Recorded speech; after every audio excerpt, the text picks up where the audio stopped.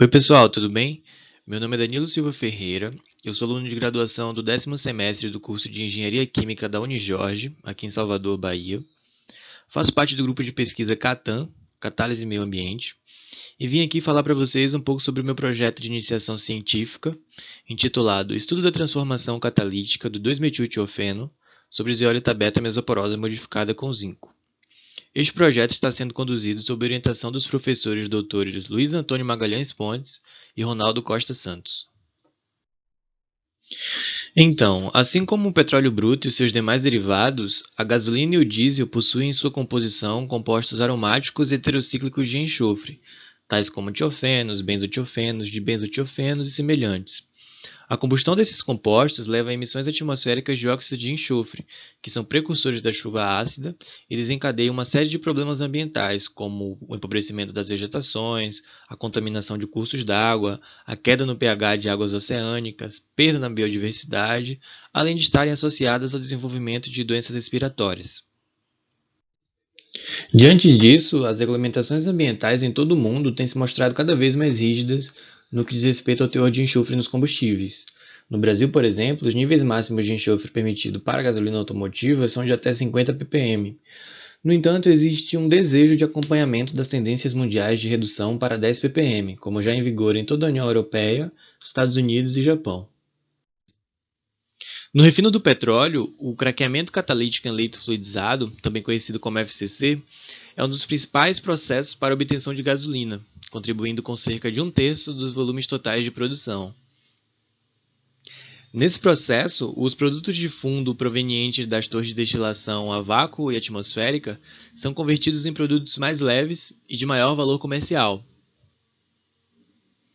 No entanto, embora o FCC apresente indiscutível relevância para a indústria do refino, cerca de 90% de todo o enxofre contido no pool da gasolina é oriundo desse processo, o que acaba demandando etapas de pós-tratamento para a remoção desse contaminante, desses contaminantes sulfurados. E nesse sentido, a hidrodessulfurização é o processo consolidado na indústria para promover a dessulfurização dessas cargas, a remoção desses contaminantes. E o que acontece? Basicamente, o combustível da unidade de produção reage com hidrogênio a altas pressões e temperaturas, e a mistura pressurizada é aquecida sobre catalisadores nos seus reatores, onde acontecem as reações de substituição do enxofre pelo hidrogênio. O enxofre, então, é removido e retirado da unidade de hidrodessulfurização na forma de H2S, sendo recuperado posteriormente nas unidades de recuperação de enxofre, para, enfim, sua posterior comercialização. Embora a tecnologia HDS seja um processo consolidado mundialmente para a remoção do enxofre dos combustíveis, esse processo possui severas limitações, como altos custos operacionais, altas pressões e temperaturas. Ele apresenta um elevado consumo de hidrogênio, justamente porque você precisa dessa matéria-prima para hidrogenar a sua carga, e, infelizmente, acarreta na redução da qualidade dos combustíveis, porque essa hidrogenação não é uma hidrogenação seletiva.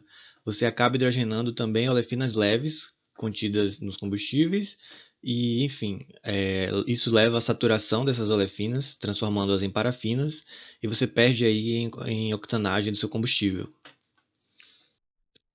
E é nesse caminho que surge a seguinte pergunta, Como é que a gente pode promover a dessulfurização dessas cargas através de processos que sejam mais econômicos e que não sejam agressivos ao meio ambiente indiretamente, Porque na hidrodessulfurização você tem um alto consumo de hidrogênio e a maior parte da produção de hidrogênio hoje vem da reforma a vapor da nafta ou do gás natural.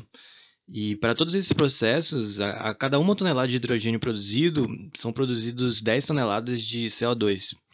Então, indiretamente, você tem uma emissão atmosférica muito grande de CO2 devido à produção de hidrogênio. Então, como é que a gente pode desenvolver processos que reduzam o consumo de hidrogênio nas refinarias? Bem, um dos caminhos está baseado na dessulfurização in situ, através de aditivos redutores de enxofre. Ou seja, você promover o abatimento do enxofre dessas cargas na própria unidade de FCC, ao invés de mandá-las para uma etapa de tratamento subsequente. Ao longo dos anos, tem se estudado bastante sobre aditivos redutores de enxofre, e diversas pesquisas têm sido feitas em busca de materiais que possam atuar como aditivo. Esses materiais eles atuam como catalisadores de craqueamento dos hidrocarbonetos. E, no geral, as etapas de reação envolvem a dissorção do composto tiofênico em um sítio ácido de Lewis, a saturação do anel tiofênico, a formação de hidrotiofenos através de reações de transferência de hidrogênio e o craqueamento do hidrotiofeno formando H2S. A diferença é que agora esse H2S não é mais formado mediante o fornecimento de unidade externa de hidrogênio, né? A fonte de hidrogênio é oriunda dos próprios hidrocarbonetos. E como vantagens, a gente tem um menor custo, a preservação da qualidade dos combustíveis e a redução do consumo de hidrogênio. Diversos estudos propõem o emprego de zeólitas como aditivos, tendo em vista que os sítios ácidos desses catalisadores podem absorver os compostos sulfurados da faixa da gasolina, que é uma etapa crucial no craqueamento catalítico. Além disso, a alta seletividade para reações de transferência de hidrogênio faz com que esses materiais venham sendo cada vez mais estudados. No nosso grupo, a gente trabalha bastante com a zeólita beta, que é um material que possui uma arquitetura tridimensional e é essencialmente microporoso. Porém, a atividade catalítica desse catalisador pode ser ajustada através da geração de mesoporosidade, o que permite uma maior acessibilidade de moléculas volumosas aos sítios ativos desse catalisador. E pensando um pouco mais além, tem-se estudado a incorporação de diversos metais sobre zeólitas, com o intuito de incrementar a acidez de Lewis desses catalisadores e, com isso, sua capacidade adsortiva aos compostos sulfurados, que possuem caráter de bases de Lewis. O processo de geração de mesoporosidade já é realizado nos nossos laboratórios e, particularmente, o meu projeto de iniciação científica consiste na incorporação do metal zinco sobre a zeólita beta mesoporosa.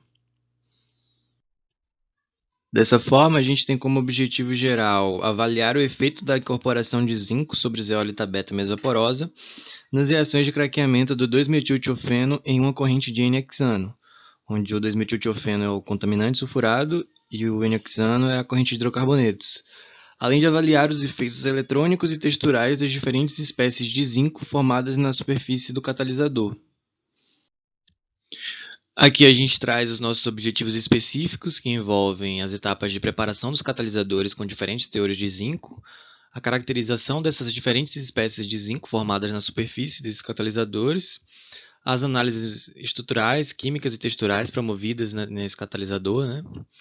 E, enfim, posteriormente, os efeitos dos diferentes teores de zinco no seu desempenho catalítico. Bem, para tanto, uma solução de 1 mol por litro de nitrato de zinco será mantida em contato com a zeólita beta mesoporosa sob temperatura ambiente em um rotoevaporador com agitação contínua. Em seguida, a solução será filtrada, seca e calcinada em atmosfera oxidante a uma temperatura de 500 graus Celsius, onde permanecerá por 3 horas. Posteriormente, os catalisadores serão caracterizados e, em seguida, serão submetidos aos testes catalíticos, onde a mistura reacional será composta por 2-metiltiofeno em uma corrente de N-hexano com 5 mg de catalisador. Com isso, a gente espera que a incorporação de zinco ao catalisador precursor aumente a sua capacidade adsortiva aos compostos sulfurados, além da sua seletividade para reações de transferência de hidrogênio na conversão do N-hexano, onde, associada a uma alta capacidade adsortiva, deve favorecer a saturação do 2-metiltiofeno, levando a um aumento na seletividade para a formação de H2S. E nesse caminho, a gente espera que a zeólita beta mesoporosa, incorporada com zinco, se apresente como um catalisador promissor para a utilização como aditivo no processo FCC, promovendo a desfurização das cargas na própria unidade de craqueamento. Bem, em função do momento atípico em que se encontra o país, né, devido à pandemia, as nossas atividades de laboratório foram suspensas. No entanto, a prospecção científica e tecnológica realizada antes e durante o desenvolvimento desse projeto evidencia a importância ambiental e econômica da busca por alternativas inovadoras nos processos de tratamento convencionais utilizados nas refinarias. E, nesse contexto, a busca por novas tecnologias deve levar ao cumprimento das especificações ambientais e à manutenção da qualidade de vida no planeta, assim como a otimização energética da indústria, o que reflete positivamente nos sistemas de produção. Bem, aqui seguem algumas referências, né, utilizadas para o desenvolvimento desse projeto. A gente agradece muito pela oportunidade e, com certeza, nos próximos eventos já teremos retomado as nossas atividades de laboratórios e, enfim, estamos ansiosos para trazer bons resultados para vocês. Muito obrigado.